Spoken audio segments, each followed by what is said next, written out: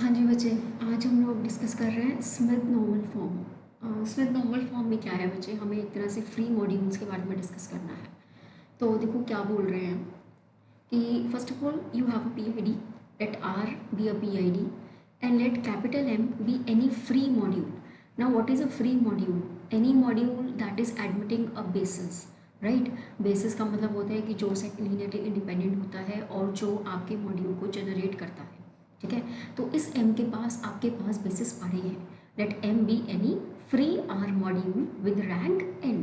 Rank n का मतलब क्या हुआ कि जो कैपिटल M के बेसिस होंगे उसके पास कितने एलिमेंट्स होंगे? n एलिमेंट्स, ठीक है। देन एनी सब module k of capital M, अगर इस m का कोई भी सब मॉड्यूल होगा तो वो भी फ्री होगा और उसका रैंक होगा m, मतलब उसके सब मॉड्यूल के बेसिस में एलिमेंट्स होंगे m, such that m is less than equal to n। ये आपके पास गिवन है कैपिटल M ओवर R। ये आपको बच्चे फ्री ऑलरेडी दिया हुआ है। इसके बेसिस आपके पास सपोज करो पड़े होंगे x1 x2 up till xn, ठीक है। तो वो बोलता है इसका एक सब मॉड्यूल है k, अगर ये फ्री है तो ये भी क्या होगा? फ्री होगा, ठीक है। और इसके पास भी कोई ना कोई बेसिस एग्जिस्ट करेंगे, ठीक है, लेकिन उसके बेसिस के पास नंबर ऑफ एलिमेंट्स जो होंगे वो होंगे m, such that rank of k will be less than equal to rank of m. Now you people know what is the meaning of rank. Rank means number of elements in the basis.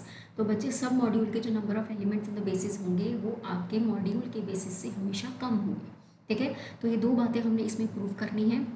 हम लोग free module लेकर चलेंगे capital M, उसके basis हम लेकर चलेंगे, ठीक है। उसके बेसिस के कॉरस्पॉन्डिंग हम लोगों ने सब मॉड्यूल के अंदर बेसिस एग्जिस्ट कराने हैं। तो ये बच्चे हम लोग अपना करेंगे इंडक्शन की फॉर्म में, ठीक है। इंडक्शन के बेसिस पे यू विल डू दैट। तो लेट अस जस्ट स्टार्ट। जो गिवन है, given capital M is a free R module with rank n, ठीक है। तो बच्चे अगर ये फ्री मॉड्यूल है तो इतना तो हमें पता है कि it is isomorphic to r the power n, है ना। अगर मेरे पास ये फ्री मॉड्यूल है तो जो इसके बेसिस होंगे उसके पास n एलिमेंट्स होंगे, ठीक है। और अगर उसके पास n एलिमेंट्स हैं तो ये जो Rn होता है इसके भी बेसिस के पास कितने एलिमेंट्स होते हैं? n elements. तो they both are isomorphic. Any free module with rank n can be written as an isomorphic module to r the power n, ठीक है। ये हो गया पहला पॉइंट। उसके बाद क्या गिवन है कि k इसका कोई सब मॉड्यूल है। Let k be and r submodule of capital M, ठीक है। तो अब इस k के बेसिस बच्चे एग्जिस्ट कराने हैं तो ऑब्वियस सी बात है ये k जो है वो ट्रिपल सब मॉड्यूल भी हो सकता है, ये नॉन ट्रिपल भी हो सकता है। तो अगर k ज़ीरो हुआ, मतलब अगर k ट्रिपल मॉड्यूल हुआ, ज़ीरो मॉड्यूल हुआ, तो इसका मतलब k अपने आप में क्या है? फ्री है। This implies k is a free R submodule, ठीक है, with basis 5, with basis 5 a null set. तो ये ट्रिवियली आपका रिजल्ट ट्रू हो गया, ठीक है। तो अब हमें बेसिकली प्रूव करना है एक नॉन ज़ीरो सब मॉड्यूल के लिए कि आपका जो नॉन ज़ीरो सब मॉड्यूल है उसके पास बेसिस आपके एग्जिस्ट करेंगे, ठीक है जी, ठीक है। तो ये देखो कैसे करना है।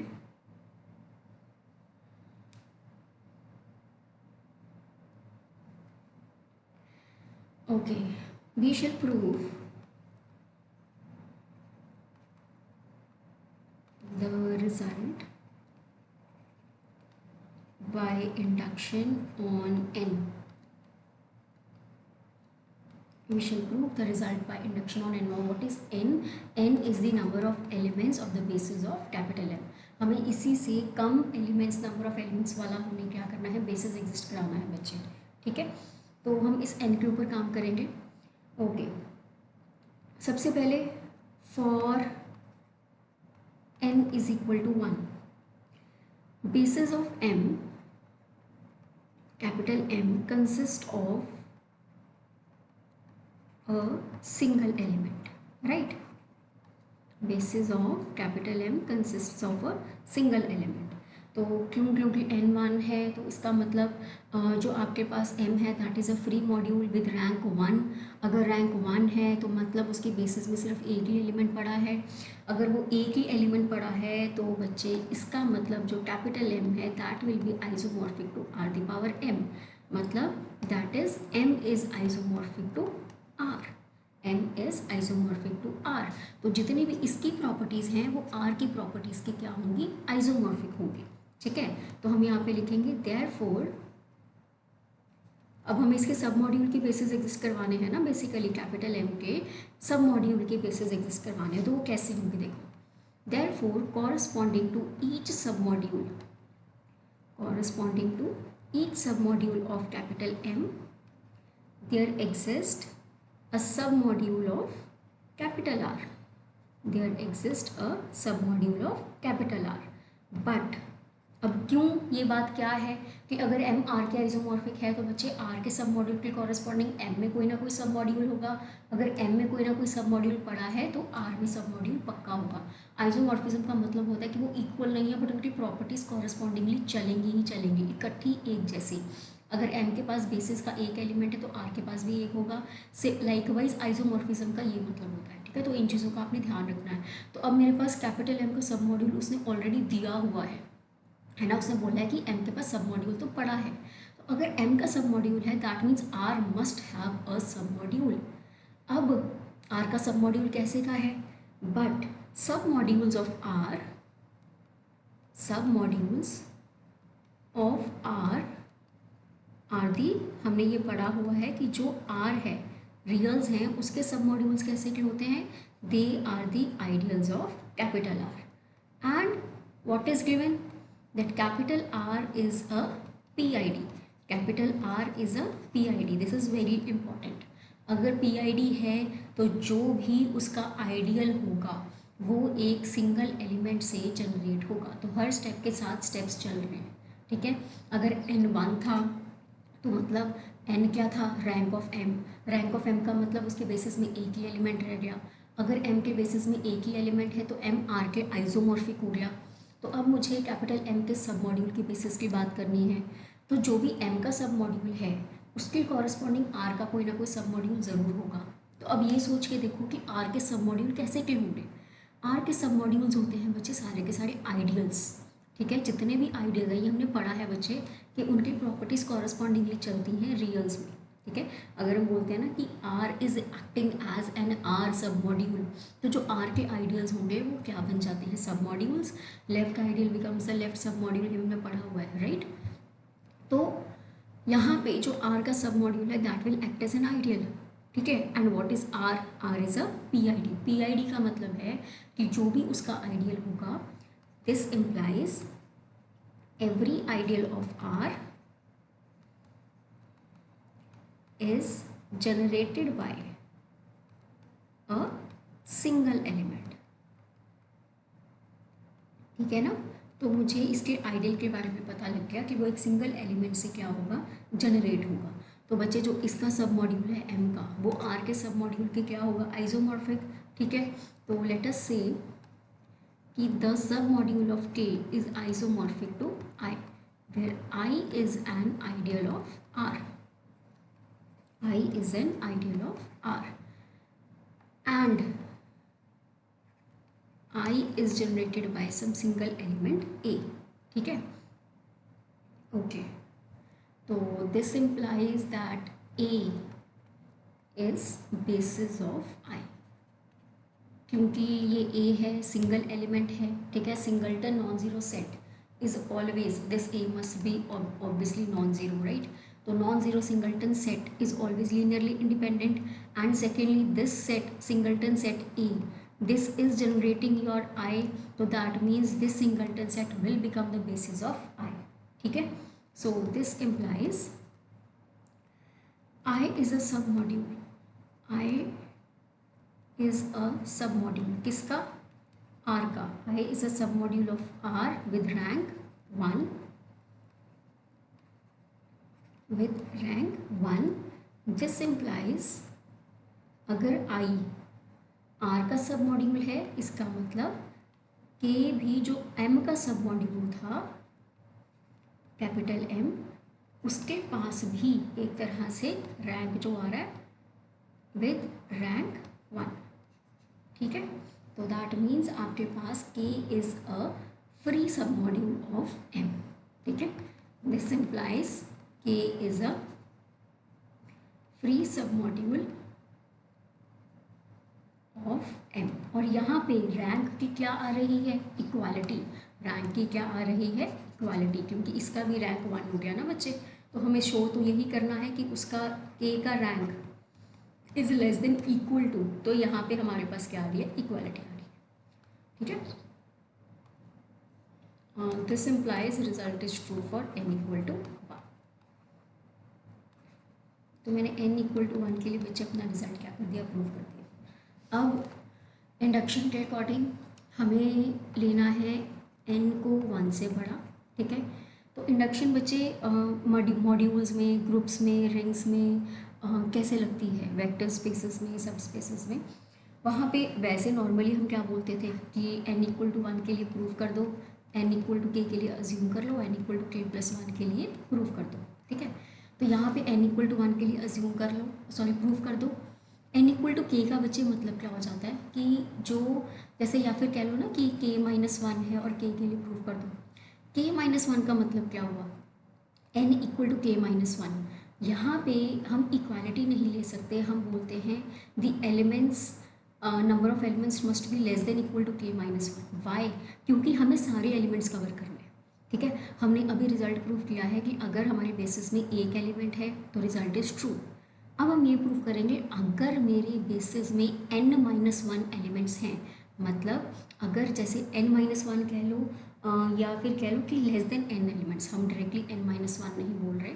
ठीक है ना, तो मुझे ये देखना है क्योंकि मुझे n के लिए इंडक्शन प्रूव करना है ना, तो मेन हो गया n, मतलब ये वाला जो थर्ड स्टेज है ना वो हो गया n। तो अब मैं ये लेकर चलूँगी कि we will assume that the result is true for all दो सब मॉड्यूल्स। ठीक है, whose bases have less than n elements, whose bases have less than n elements। तो बच्चे अगर x1 x2 x3 xn minus 1 ये अज्यूम कर लो हैं, तो वो रिजल्ट मेरे लिए क्या है, ट्रू है।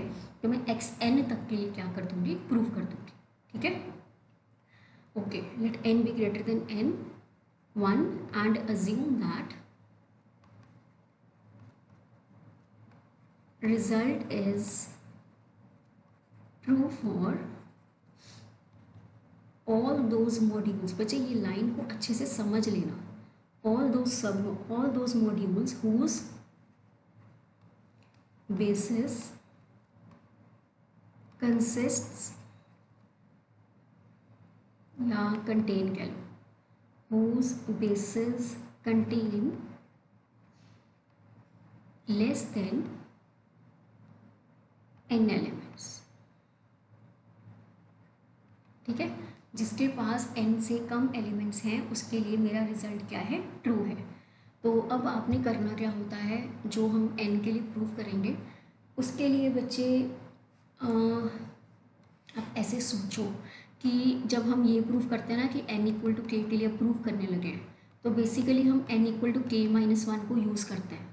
तो बच्चे अगर अब मैंने टोटल n एलिमेंट्स के लिए प्रूव करना है तो मुझे एक तरह से एक ऐसे सब मॉड्यूल की बात करनी होगी जो n माइनस 1 एलिमेंट्स को लेकर चलेगा, जिसके बेसिस के पास n माइनस 1 एलिमेंट्स होंगे, ताकि मैं उस पर एजम्पशन लगा सकूं और फिर उसे जनरलाइज कर सकूं over the whole n elements. ठीक है, ठीक है, तो इसको बच्चे देखो हमने कैसे लेकर चलना है। हम स्टार्ट करेंगे यहाँ से, m बच्चे मेरे पास आइसोमॉर्फिक था r⁴ n पे, एंड कैपिटल K क्या था, and capital K is a non zero सब मॉड्यूल ऑफ कैपिटल M, है ना। कैपिटल K क्या था, नॉन ज़ीरो सब मॉड्यूल ऑफ कैपिटल M। तो इस आइसोमॉर्फिज्म के बेसिस पे हम ये बोल सकते हैं कि अगर K मेरे पास नॉन ज़ीरो सब मॉड्यूल है तो इस Rn का एक सब मॉड्यूल पक्का एग्जिस्ट करेगा जो K क्या होगा, isomorphic. Therefore there exists a submodule K dash of r the power n such that k is isomorphic to k dash. This is because of the isomorphism of the modules, मैंने आपको पहले भी बताया, ठीक है। ठीक है, तो अब मुझे ये देखना है कि अगर मैं ये ढूंढ लूँ कि के डैश के बेसिस के पास कितने नंबर ऑफ एलिमेंट्स हैं, तो मेरे के नंबर ऑफ एलिमेंट्स मुझे पक्का मिल जाएंगे। अगर मैं, क्योंकि के डैश पीछे आर एन का सब मॉड्यूल है ना, तो उसके नंबर ऑफ एलिमेंट्स या उसके नंबर ऑफ बेसिस ढूंढना ज़्यादा आसान होगा, क्योंकि R n is quite known to us, ठीक है। तो इसीलिए मैं यहाँ पर के डैश के ऊपर काम करूँगी। K dash K corresponding I will be finding the number of elements of the basis of the K, ठीक है। अब उसके लिए how you are suppose to proceed, हम बच्चे यहाँ पे एक मैप डिफाइन कर रहे हैं। Define a map 5 from k dash to are. यहाँ पे आपको ये मैप का ध्यान रखना है कि अब के डैश के ऊपर काम करना है तो वो मैं कैसे करूँगी, ठीक है। डिफाइन अ मैप के dash 5 from k dash to are bye 5 के अंदर एलिमेंट जाएगा के डैश का, के डैश सब मॉड्यूल था किसका, आर एन का, तो this will also be an n tuple element, this will also contain an n tuple element. तो मैं इसके अंदर बच्चे ये एन टपल एलिमेंट डाल रही हूँ, ठीक है, बिकॉज के डैश इज़ अ सब module of R the power n. तो बच्चे इसके सब मॉड्यूल के पास भी, ये जो आर एन का सब मॉड्यूल है उसके पास भी जो एन टपल एलिमेंट्स हैं वो होंगे, ठीक है। इक्वल टू आंसर चाहिए मुझे आर क्या है, आर का मतलब आर क्या है, एक सिंगल रियल एलिमेंट, तो लेट अस टेक x1, आप यहाँ पे लिख सकते हो बिकॉज k इज़ अ सब मॉड्यूल ऑफ आर एन, ठीक है। And for all x is equal to x1 x2 up till xn belonging to k dash, ठीक है जी। तो clearly phi is well defined, ये तो हमें पता ही है। तो अब हम इसके आइसोमॉर्फिज्म की बात करते हैं। तो उसके लिए सबसे पहले बच्चे फाई इज़ आर होमो, तो ये चीज़ें आप प्रूव कर सकते हो, बहुत इजी हैं। तो मैं 2 एलिमेंट्स मुझे लेने होते हैं x और y, कहाँ के डैश के, तो वो भी एन टपल एलिमेंट होंगे बेसिकली, ये ध्यान रखना आपने, ठीक है। And y is equal to y1 y2 up till yn belonging to k dash belonging to k dash.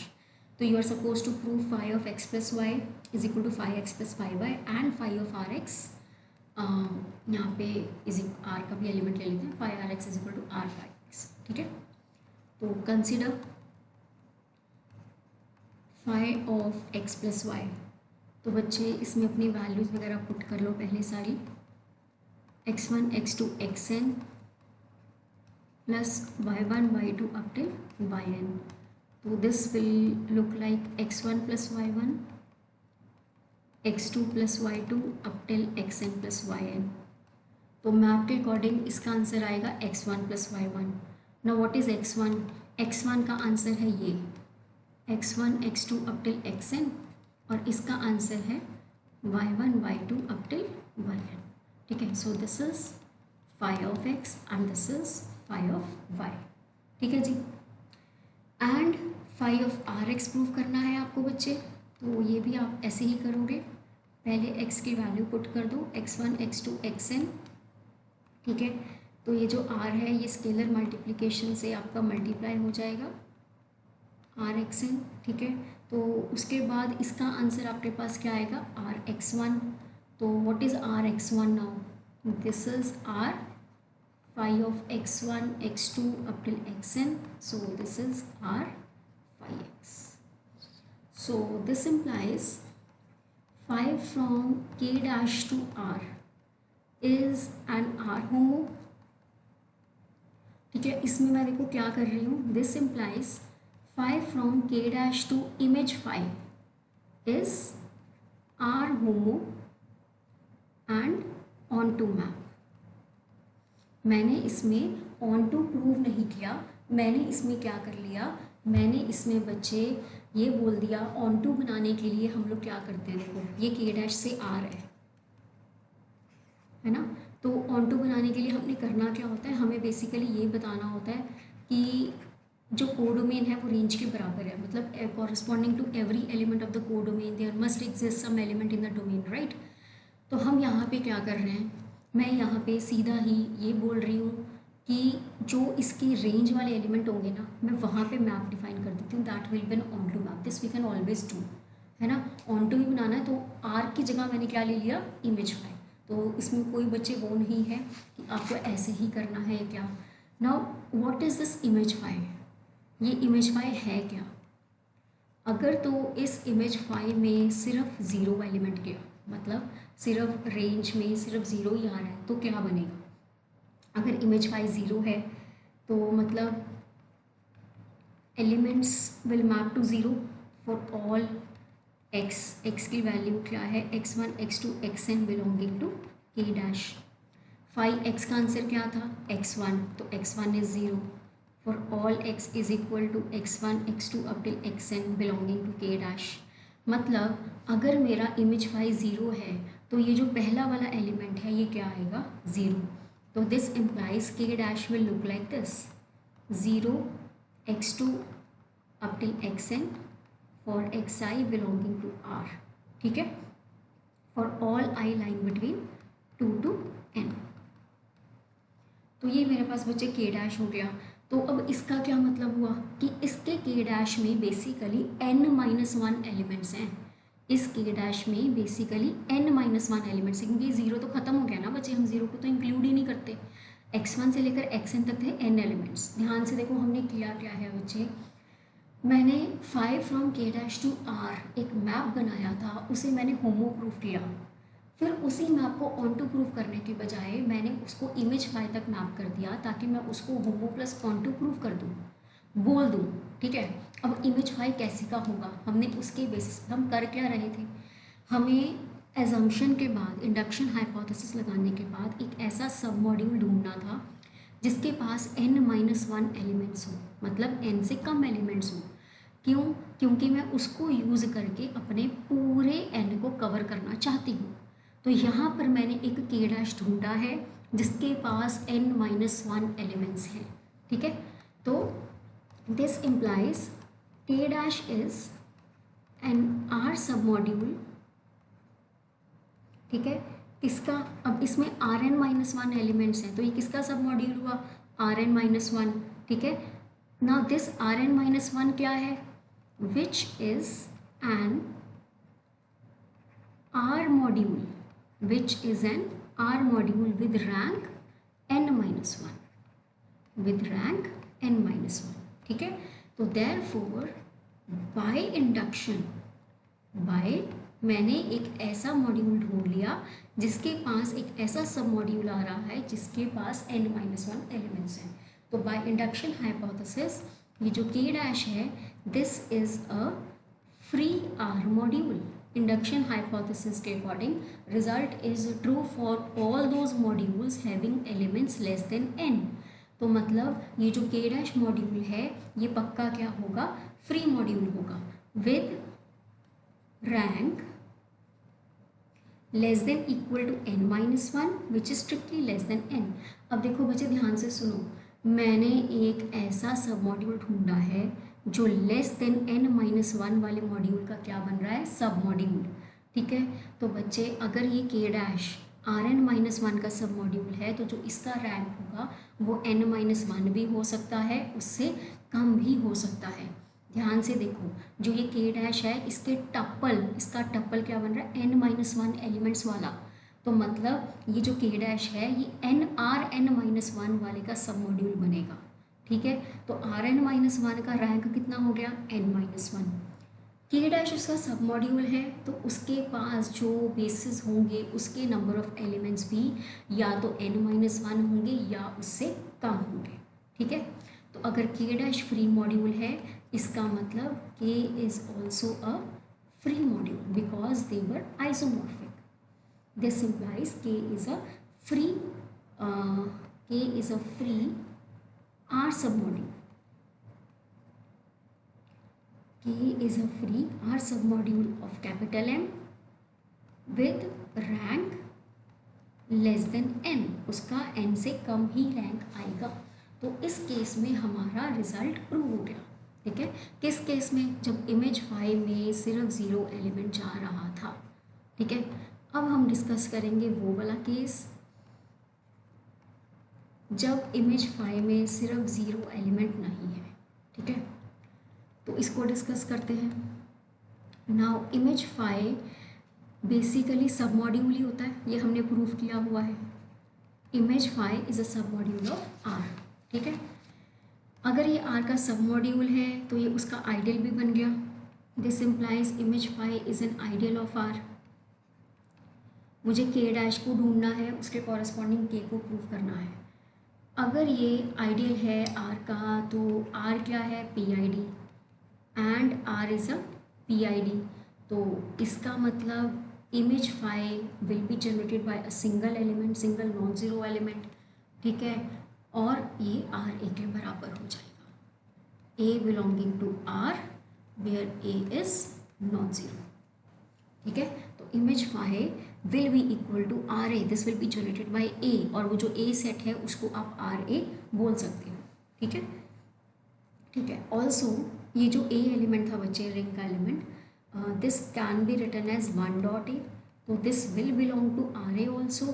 तो मतलब जो ए है वो इमेज फाइव को बिलोंग कर रहा है, ठीक है। एंड अब ये इमेज फाइव आया कहाँ से था, and phi from k dash to image phi is an onto homomorphism, ये हमने प्रूफ किया है, ठीक है। तो इसका मतलब अगर ये ऑन टू है तो corresponding to every element of image phi there must exist some element in k dash, कि for a belonging to image phi there exist some k belonging to k dash such that phi of k is a, such that phi of k is a, ठीक है। तो ये बच्चे मेरे पास यहाँ तक तो होमोमॉर्फिज्म का जो भी मेरे पास काम हो रहा था वो मैंने कर लिया, ठीक है। तो अब हमें इसको बढ़ाना है आगे।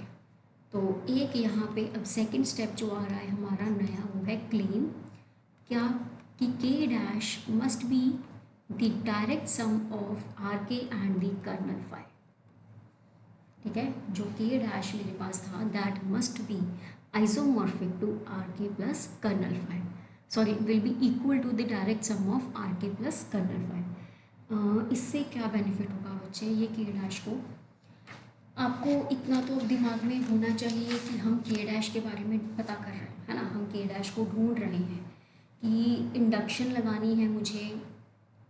इंडक्शन लगाने के लिए मुझे, जैसे मैंने केस वन में किया था कि इमेज फाइव ज़ीरो लिया था, तो यहाँ पर भी नॉन ज़ीरो इमेज फाइव के लिए मुझे एक ऐसा के डैश ढूंढना है जिसके पास n माइनस वन एलिमेंट्स हो, जिसके पास n माइनस वन एलिमेंट्स हो, ठीक है।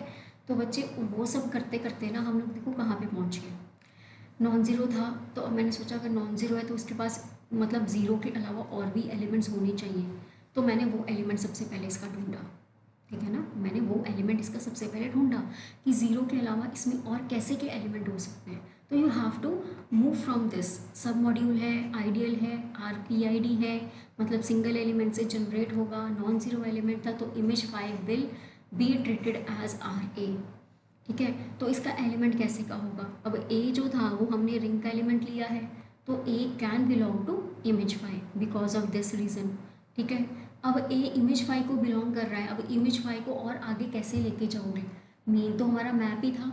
तो मैंने मैप में देखा कि phi dash phi from k dash to image phi was an onto homomorphism, तो मतलब इमेज फाइव के एलिमेंट के कॉरस्पॉन्डिंग के डैश का कोई ना कोई एलिमेंट आना चाहिए।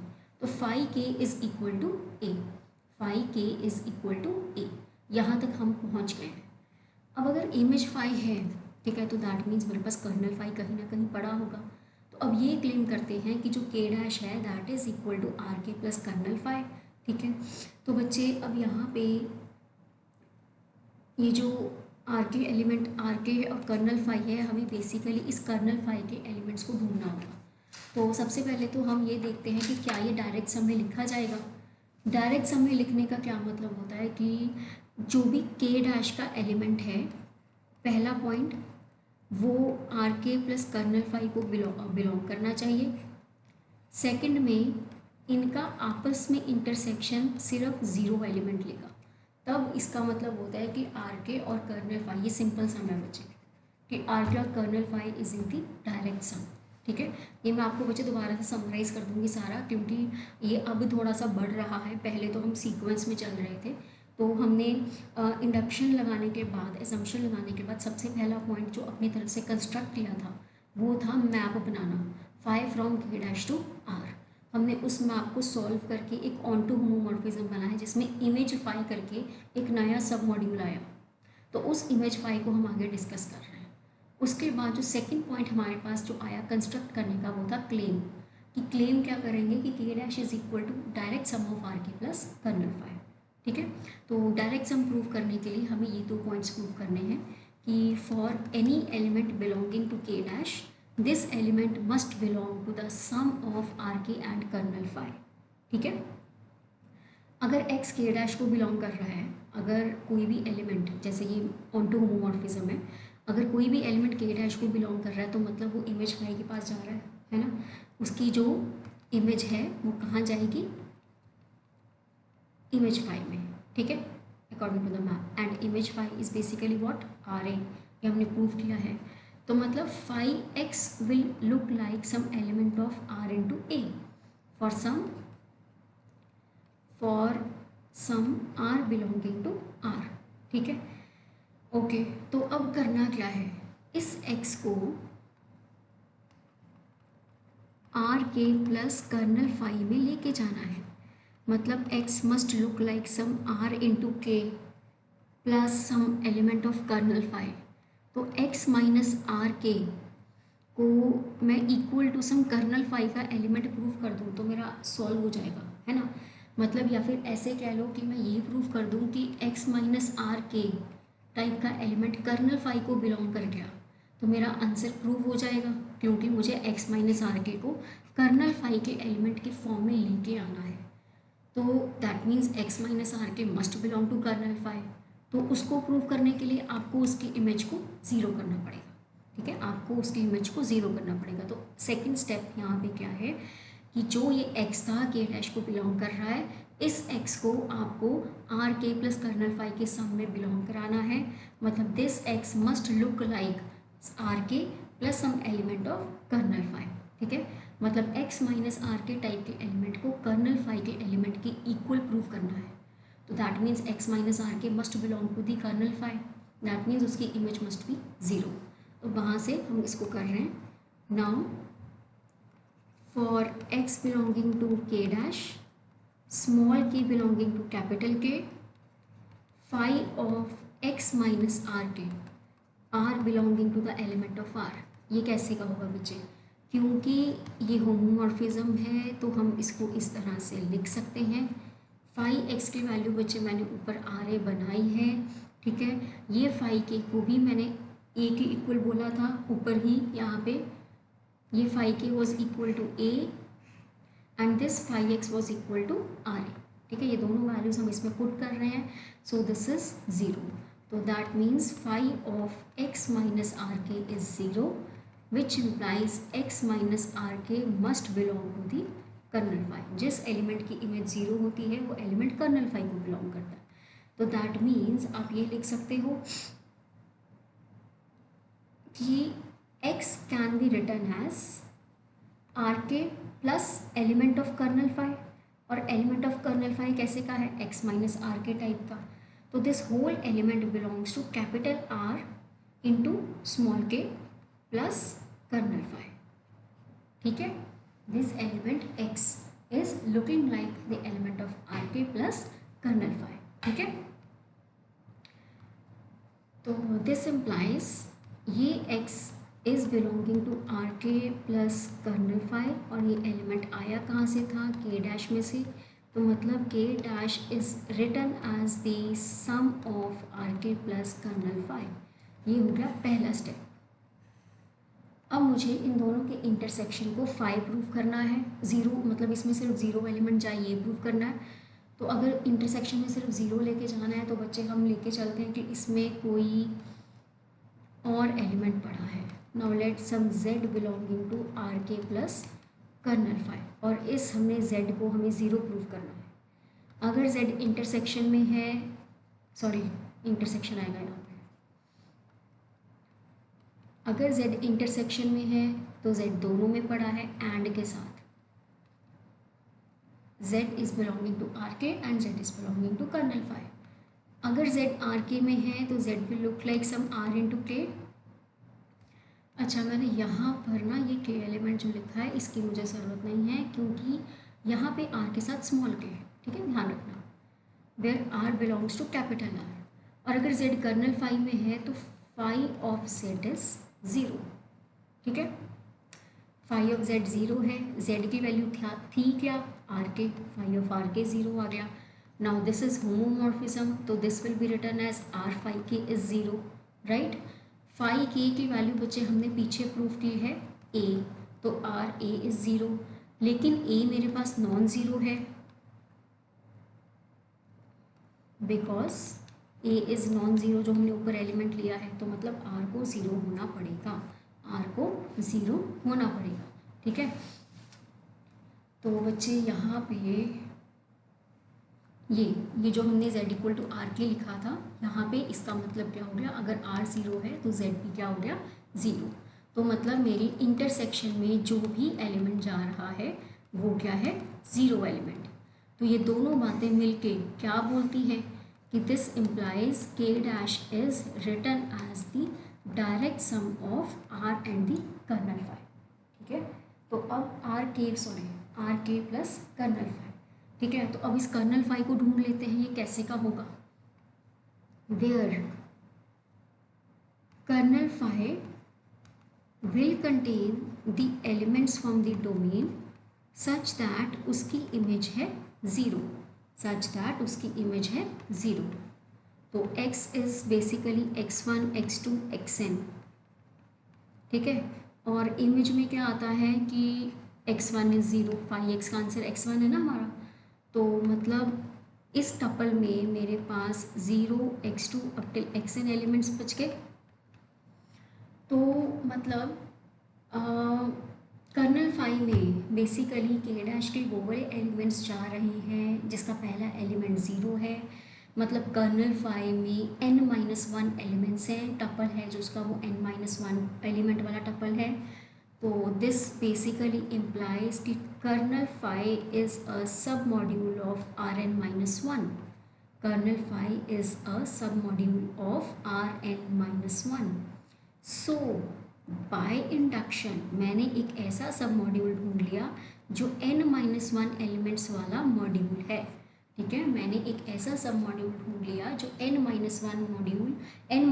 एलिमेंट्स वाले मॉड्यूल का सब मॉड्यूल है। So by induction your kernel phi is a free module, kernel phi is a free submodule किसका, ऑफ Rn-1, ठीक है, और जो इसके बेसिस होंगे with basis having at most n-1 elements, ठीक है, having at most n-1 elements. And ये जो k डैश था this was the direct sum of R k plus kernel phi, this was the direct sum of R k plus kernel phi. तो बच्चे this will be basically isomorphic to R k plus R m, where m is less than equal to n-1, क्योंकि kernel phi Rn-1 का सब module है। तो बच्चे ये जो कर्नल फाई है this can be written as the this sum can be written is in the as in the isomorphism of Rk and Rm, where this m is less than equal to n-1, ठीक है।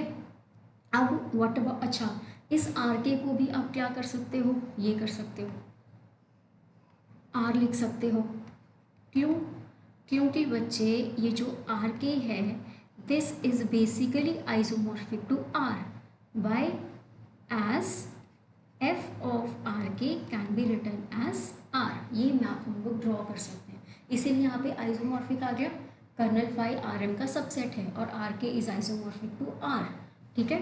तो मेरे पास क्या बन गया result कि k dash is isomorphic to Rm+1, या फिर आप पहले ये लिख लो कि k dash is isomorphic to R+Rm। तो this implies k dash is isomorphic to Rm plus 1, where obviously this m plus 1 is less than equal to n, यहाँ से, ठीक है। And k is isomorphic to k dash, right. तो अगर k dash एक ऐसा सब मॉड्यूल है जो मतलब फ्री बन रहा है और उसके पास उसके बेसिस के पास नंबर ऑफ एलिमेंट जो हैं वो n या n से कम है, तो इसका मतलब k भी एक फ्री R मॉड्यूल है। k is a free R module, R submodule of capital M having rank less than equal to n, having rank less than equal to n, ठीक है। तो बच्चे ये हमारे पास थी थ्योरम, ये हमने प्रूव कर दिया। आप यहाँ पे ये लिख सकते हो, this implies the result is true by induction on n, ठीक है। So this implies result is true for all n. Hence, k is a free R submodule of capital M with rank strictly less than n, ठीक है। ये बच्चे हमने prove कर दिया। तो ये बच्चे हैं आपकी स्मिथ नॉर्मल फॉर्म। क्या क्या है, हमने हमारे पास एक कैपिटल M दिया हुआ था ऑलरेडी, फ्री आर मॉड्यूल, इसका एक सब मॉड्यूल बच्चे हमें दिया हुआ था, हमें प्रूव करना था कि ये भी क्या है, फ्री है, ठीक है। तो उसके लिए हमने बच्चे क्या किया, हमने बोल दिया कि जो M फ्री है उसके पास n एलिमेंट्स हैं तो वो Rn के आइसोमॉर्फिक होगा, वेरी फर्स्ट थिंग। तो k उसका सब मॉड्यूल है, गिवन है, तो that means k can be zero, तो यहाँ पे रिजल्ट ट्रू हो गया। तो अगर k नॉन ज़ीरो है तो हमने बच्चे क्या किया, हमने n पे लगाई इंडक्शन। अगर n 1 है, n 1 होने का मतलब क्या है कि जो m का रैंक है वो है 1, मतलब उसके number of elements in the basis are only 1 single element. तो m बच्चे r के आइसोमॉर्फिक हो गया, मतलब m के हर सब मॉड्यूल के कॉरस्पॉन्डिंग r का सब मॉड्यूल बड़ा होगा। तो अगर k सब मॉड्यूल है m का, तो इसका भी कोई ना कोई सब मॉड्यूल होगा, और r का जो सब मॉड्यूल होता है वो होता है आइडियल, ठीक है। आइडियल किसका है, r का। r क्या दी हुई है आपको, PID, तो मतलब this is generated by a single element. ये जो सिंगल नॉन ज़ीरो एलिमेंट है ये अपने आप में क्या बनाएगा, बेसिस। तो r के सब मॉड्यूल के पास बेसिस हैं विद रैंक 1, तो m के सब मॉड्यूल के पास भी बेसिस होंगे विद रैंक 1। ये था फॉर n इक्वल टू 1। फिर हमने इंडक्शन हाइपोथेसिस लगाया उन मॉड्यूल्स के ऊपर जिसके रैंक के एलिमेंट्स हैं less than equal to n-1। मैंने ये बोला the result is true for all those modules having elements less than equal to n-1, मतलब जितने भी ऐसे मॉड्यूल्स होंगे जिसके रैंक में जिसका रैंक n-1 है, उन सब मॉड्यूल्स के जो सब मॉड्यूल्स होंगे वो फ्री होंगे। तो अब हम इस पे काम करने लग गए। फिर दोबारा से हमने m को Rn के आइसोमॉर्फिक बोला, मतलब अगर m Rn के आइसोमॉर्फिक है तो Rn के सब मॉड्यूल के जैसे इसका सब मॉड्यूल था तो Rn का भी कोई ना कोई सब मॉड्यूल k डैश एग्जिस्ट करना चाहिए। तो अब k is isomorphic to k dash, तो ये आइसोमॉर्फिज्म से हमें k को फ्री प्रूव करना है, मतलब मुझे k डैश के फ्री होने पे काम करना है। तो बच्चे वो बोलता है कि जो k डैश है ना वो Rn का सब मॉड्यूल है ना। तो लेट अस से कि k डैश से R तक एक ऑन टू होमोमॉर्फिज्म कह लो या आइसोमॉर्फिज्म बन रही है किसी तरह की। तो बच्चे सबसे पहला स्टेप अब यहाँ पे जो आपने ध्यान में रखना है वो मैप ड्रॉ करना कि phi from k dash to R, आप एक मैप ड्रॉ करो। हमने इसको होमो प्रूव किया, फिर मैंने लिखा phi from k dash to image phi, एक ऑन टू होमोमॉर्फिज्म है। मैंने ऑन टू अलग से नहीं प्रूव किया, मैंने कोडोमेन को इमेज फाई बोल दिया। फिर ये इमेज फाई दो तरह से चल पड़ी, अगर इमेज फाई ज़ीरो है, अगर इमेज फाई नॉन ज़ीरो है। बच्चे अगर तो इमेज फाई में ज़ीरो एलिमेंट हैं ठीक है, मतलब तो उसके कॉरस्पॉन्डिंग हमें ये देखना है कि क्या के डैश फ्री बनेगा। तो हमने सारा कुछ सॉल्व किया। इमेज फाई ज़ीरो है, मतलब उसका फाई का एलिमेंट जो है, हर एलिमेंट वो ज़ीरो पे मैप हो रहा है। ठीक है, तो वहाँ से मेरे पास x1 क्या आ गया था, ज़ीरो। मतलब के डैश में मेरे पास के डैश का जो एलिमेंट है वो n-1 टप्पल बन रहा था। जो के डैश का एलिमेंट था वो n-1 टप्पल वाला बन रहा था। तो अगर के डैश एक ऐसा सब मॉड्यूल बन रहा है जिसके जो एलिमेंट्स हैं वो n-1 टप्पल वाले हैं, तो दैट मीन्स योर के डैश मस्ट बी अ सब मॉड्यूल ऑफ Rn-1। अगर के डैश Rn-1 का सब मॉड्यूल है तो इसका रैंक क्या हो गया, स्ट्रिक्टली लेस देन n। तो दैट मीन्स हम यहाँ पे लगाएंगे इंडक्शन। मैंने एक ऐसा मॉड्यूल ढूंढ लिया जिसका रैंक n से छोटा है, या जिसका रैंक n-1 के इक्वल है या उससे छोटा है। तो इंडक्शन के अकॉर्डिंग उसका हर सब मॉड्यूल क्या होगा, फ्री। उसका हर सब मॉड्यूल क्या होगा, फ्री। और उसका रैंक जो होगा that will be less than equal to n-1। That will be less than equal to n-1। तो अगर के डैश फ्री है और के तो जो था वो के डैश के आइसोमॉर्फिक था, तो ये के भी क्या हो गया, फ्री हो गया। ये के भी क्या हो गया, फ्री हो गया, और इसका रैंक भी स्ट्रिक्टली लेस देन n आ गया। ये हो गया इमेज फाई को ज़ीरो जब हमने बोला था। ठीक है, अब दूसरे केस में मैंने बोला अगर इमेज फाई नॉन ज़ीरो है तो मतलब मुझे इसमें ज़ीरो के अलावा और कोई एलिमेंट ढूंढना पड़ेगा जो इसको बिलोंग करे। तो मैंने बोला इमेज फाई सब मॉड्यूल है किसका, आर का। आर का भी क्यों है, क्योंकि बच्चे जो मेरा मैप था वहाँ पे ये इमेज फाई आर में से निकल रहा था। तो इमेज फाई इज़ अ सब मॉड्यूल ऑफ आर। अगर इसका सब मॉड्यूल है तो आर का आइडियल है। अगर आर का आइडियल है तो आर के पीआईडी होने के कारण सिंगल एलिमेंट से जनरेटेड है, तो it will be written in the form of r a. ठीक है, तो मतलब जो ए एलिमेंट है बच्चे वो रिंग में से आ रहा है ना, आर में से। तो जो ए एलिमेंट है वो इमेज फाई को भी बिलोंग कर गया। कोई एलिमेंट इमेज फाई को बिलोंग कर रहा है तो ऑन्टो होमोमॉर्फिज्म के अकॉर्डिंग आपके पास के डैश का एलिमेंट भी आएगा, सच दैट फाई ऑफ के विल बी इक्वल टू ए। ठीक है, ये पहला स्टेप। उसके बाद आपने दूसरी बात क्या देखनी है, अब ये सोचना है कि मैं इस के डैश के कॉरेस्पॉन्डिंग, जैसे मैंने यहाँ पे इसको सब मॉड्यूल बना लिया था Rn-1 का, तो मैं यहाँ पे के डैश को Rn-1 का सब मॉड्यूल कैसे बनाऊँ। ठीक है, तो उसके लिए बच्चे हमने क्या करना है, हमें हेल्प लेनी है इस आर ए की। ठीक है, और आर ए क्या है, इमेज फाई। तो इमेज फाई और कर्नल फाई ये दोनों मिलकर ही काम करते हैं। तो बच्चे मैंने ट्राई किया कि मैं इस के डैश को आर के और कर्नल फाई के डायरेक्ट सम में लिख दूँ। ये आपका दूसरा स्टेप है जो आपको ध्यान रखना है।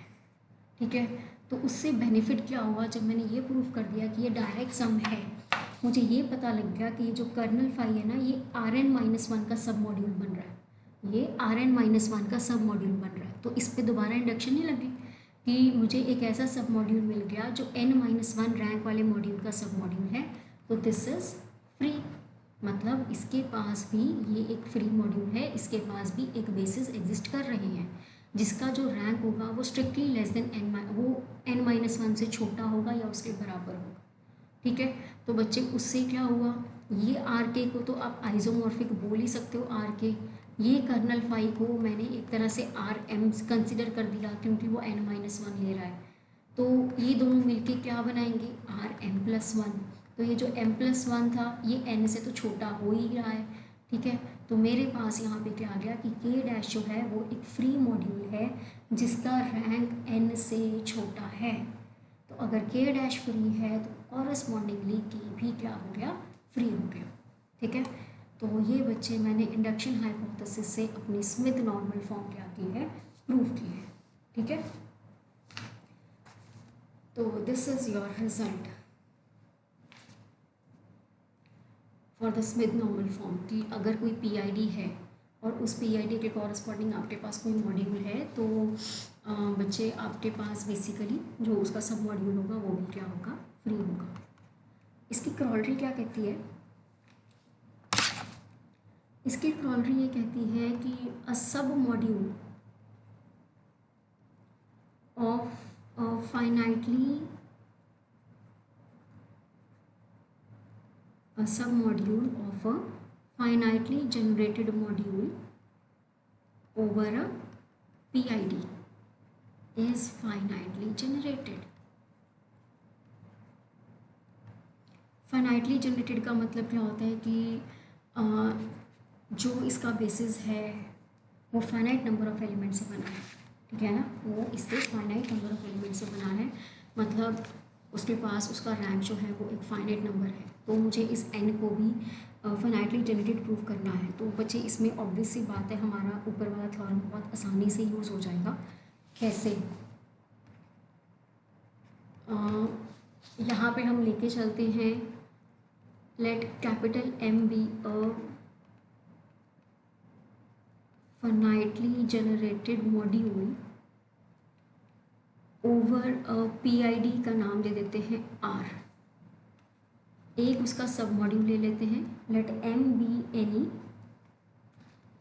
R submodule of capital M।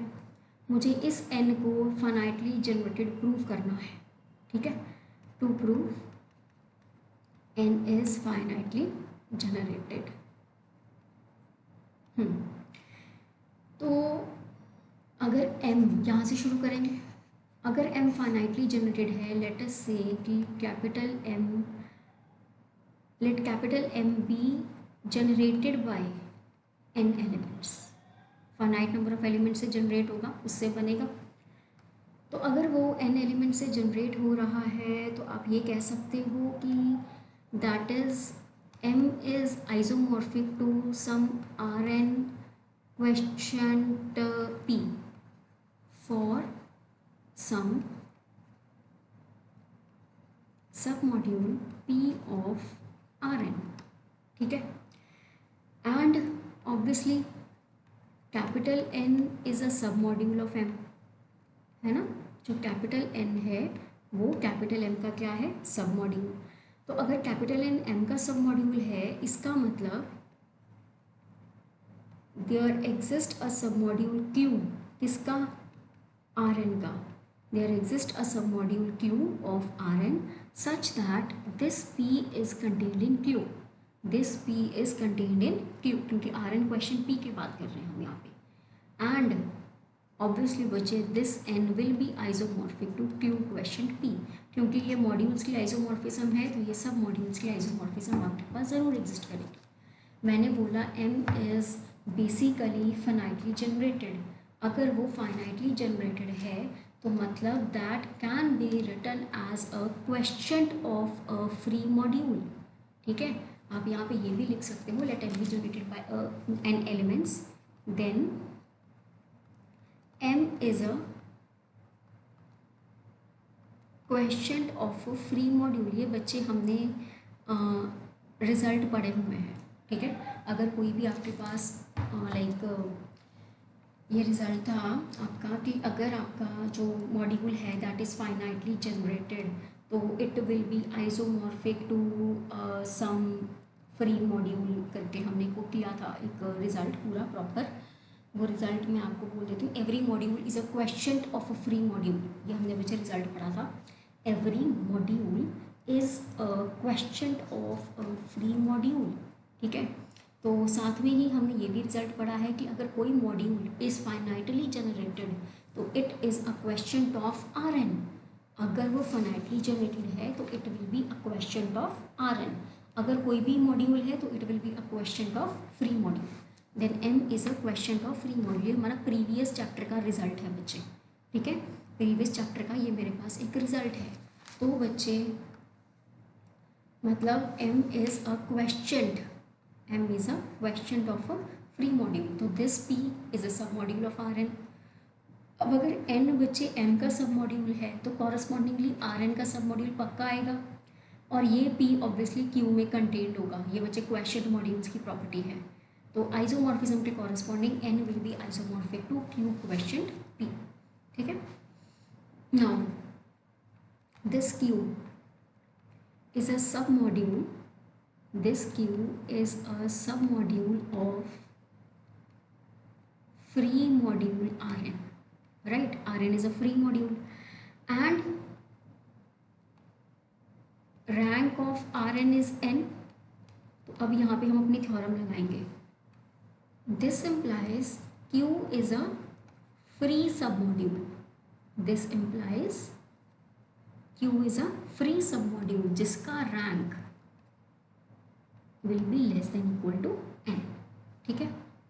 Let rank of Q be m which is less than equal to n and Q is obviously बच्चे isomorphic to m, क्योंकि अगर Q का रैंक m है तो it will be isomorphic to some Rm. ये मैंने आपको बता दिया बहुत बार कि अगर कोई भी मॉड्यूल है उसके बेसिस के पास m एलिमेंट्स हैं तो it is always isomorphic to some Rn type या Rm टाइप, है ना. तो Q अगर Rm की आइसोमॉर्फिक है तो बेसिकली हमने करना क्या है, हमें इस n को फाइनाइटली जनरेटेड बताना है, मतलब इस n के बेसिस निकालने हैं. तो n is isomorphic to Q quotient P, Q is isomorphic to Rm, तो इसका मतलब n is isomorphic to Rm quotient P, n is isomorphic to Rm quotient P. So this implies also, या now कर लो, n के बारे में बात करनी है. Now Rm quotient P is generated by residue mod P of basis of Rm. इसका सिर्फ मतलब ये है कि जो Rm क्वेश्चन P है उसको जनरेट कौन करेगा. बच्चे अगर अकेला Rm होगा तो उसको जनरेट करेगा वो वाला सेट जिसके पास m एलिमेंट्स हैं, है ना. मुझे यहाँ पे सिर्फ जनरेटेड की बात करनी है, ठीक है, मुझे बेसिस नहीं प्रूव करना है. तो मुझे Rm क्वेश्चन P की जब मैं बात कर रही हूँ, अकेले Rm की जब बात करोगे तो उसको हम बोलेंगे कि it is generated by this set containing m elements. लेकिन जब क्वेश्चन P आ गया तो मतलब Rm के ऊपर P की रिस्ट्रिक्शन हो गई. तो रेजिड्यू मॉड P का मतलब क्या है, रेजिड्यू का मतलब जो P में से बचेगा, जो P को मतलब इंक्लूड करके बचेगा, वो आपके पास Rm के लिए क्या बनेंगे, बेसिस. उस सेट से आपका जो Rm क्वेश्चन P है that will be generated. Rm quotient P is generated by residue mod P. Residue mod P का लिखने का मतलब सिर्फ ये है कि वो क्वेश्चन P को डिनोट कर रहा है, residue mod P of basis of Rm. ठीक है. So this implies n is generated by at most n elements, right. It is generated by m elements, at most m elements where m is less than equal to n. So this implies n is finitely generated R submodule of capital M. Finitely generated R submodule of capital M. So this proves your result. This proves your result, whole result. ठीक है. तो ये थी बच्चे आपकी Smith normal form. ठीक है, थोड़ी सी लंबी है बट डेफिनेशन पे स्ट्रिक्ट रहोगे तो फ्लो में आपकी थ्योरम चलती है. You need to remember the 2 points in the theorem. पहला जो आपको बच्चे मैप ड्रॉ करना है, दूसरा जो आपको क्लेम बनाना है. ठीक है. बाकी बच्चे ये पिछले चैप्टर के आपके चल रहे हैं, यहाँ पे रिजल्ट चल रहे हैं. So keep them in mind. Okay.